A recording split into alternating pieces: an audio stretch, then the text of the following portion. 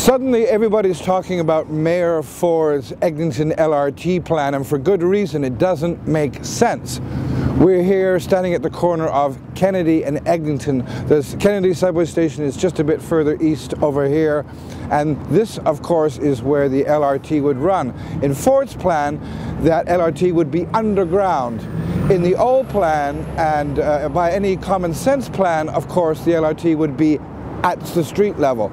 Consider, Eglinton here is 7 lanes wide, and the landscape is one of strip malls and 1970s low-rise apartment buildings.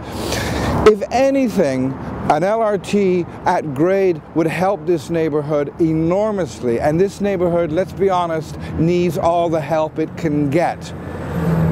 Not only that, burying the LRT adds hundreds of millions of dollars. In fact, it adds billions to a project which has already been described as the most expensive infrastructure program in Canada.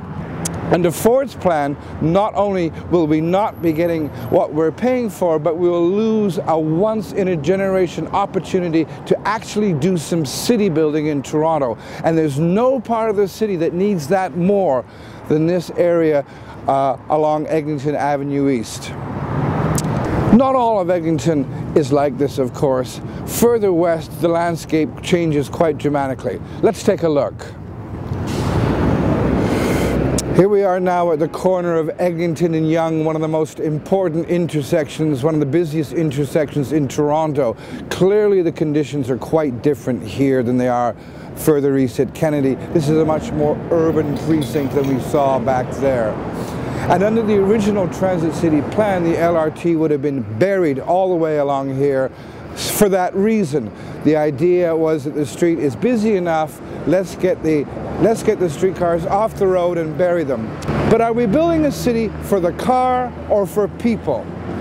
I would suggest that if we're building a city for people, that we would put the LRT at grade here too.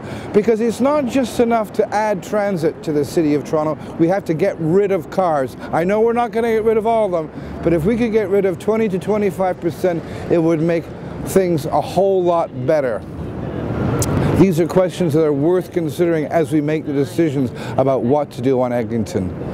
For thestar.com, I'm Christopher Hume.